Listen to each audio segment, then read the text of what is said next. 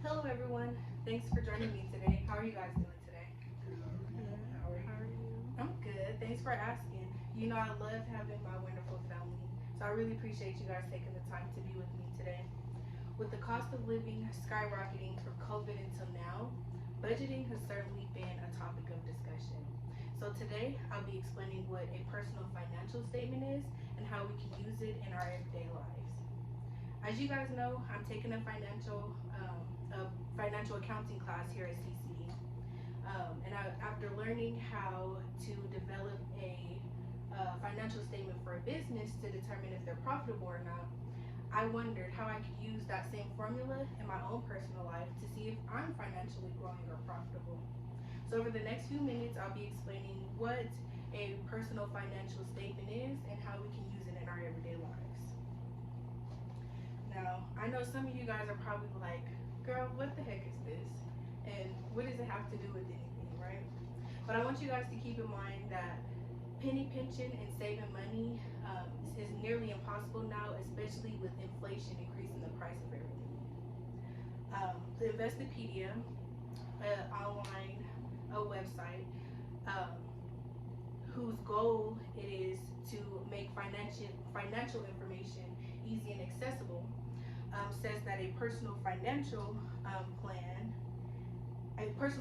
statement, excuse me, is essentially a layout or a list of your position of or describes your position of your financial health over time. And there are two different types of financial statement plans that you can use to gather that sort of information. Now, I'm sure some of you guys may have heard um, it, you got to make more money than you spend, right? Well, there's actually a financial statement that summarizes that up in a statement plan, and that is called the cash flow statement. So the cash flow statement determines how much money you make, like income. So this is anything from your paycheck stubs to your income taxes that we're expecting, SSI, disability, etc. Versus or minus your any money that you pay out. So we in accounting that is called expenses. So anytime you pay for something, that's called an expense. So expenses is anything that you spend. And what this equation equals, what it determines is your net income or your net cash flow. Excuse me. So your net cash flow is essentially um, a statement that says that you're making more money than you spend. So on the flip side of that, if you spend more money than you make, that's going to be a negative cash flow. But what does that look like? Well, let's look at an example. I have David here. This is David. Everyone say hello. Let's review some of his incomes for the month of February. So let's say that David's had an income from his monthly salary of $3,000, so he gets paid $3,000 a month, and he also received $2,000 for his income taxes last month too. So that means that his total income for the month of February is $5,000. Now let's go into some of his expenses for the month. So some of his expenses includes his rent for $1,500. He Ubers back and forth from work for $250 for the month. His phone bill is $100, and he also uses DoorDash instead of cooking. So he spent $150 in DoorDash. So the total of his expenses for the month of February equal $2,000. So if we put these factors into the equation, $5,000 for the income minus $2,000 for the expenses, we see that David's cash flow, um, he has a net cash flow of $3,000. So, with a clear view of the money that's coming in and the money that's going out, David can now use his net cash flow towards the next month. He can either use it to save or he can decide what he wants to spend some of that money on. The second type of statement, financial statement that there is to determine your financial position is called a balance statement. Um, I actually read an article online by the Corporate Finance Institute, which provides training and certifications for financial and investing professionals. They describe a balance sheet as simply as a list of all your assets and your liabilities to come up with your net worth. So assets are things that you own that have financial value. So this can be the cash that you have in your pocket, money in a savings or a bank account, your car, your house, jewelries, arts, antiques, etc. Liabilities are debts that you owe to a lender. So this is your car loan, mortgages, student loan payments, etc., etc. So any debts that are owed to a lender.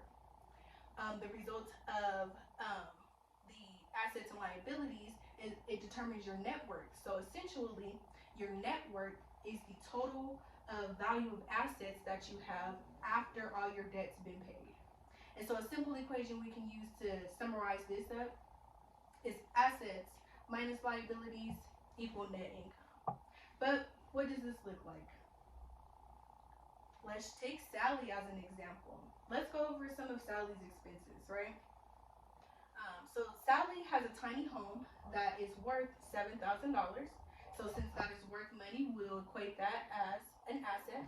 She also has a car that's worth $20,000. And again, that's something that's worth financial value, so we'll that is an asset. And then she also has $10,000 in her savings account. So any cash on hand, money on hand, or in a bank account is considered an asset. Now let's say she has a few liabilities, right? So for the home that she owns, she actually has a loan out, and she still owes $10,000 to her home loan. So since she owes that to the lender, that would be considered a liability. She also still owes $5,000 on her car loan. So since this is money owed to a lender, it's considered an asset. And she also has $5,000 worth of student loan debt. So that would also be considered a liability because it's something that's owed to a creditor. So her total liabilities would be $20,000, and her total assets are $100,000. So if we take these factors and we put them into the equation, we can see that with the assets of $100,000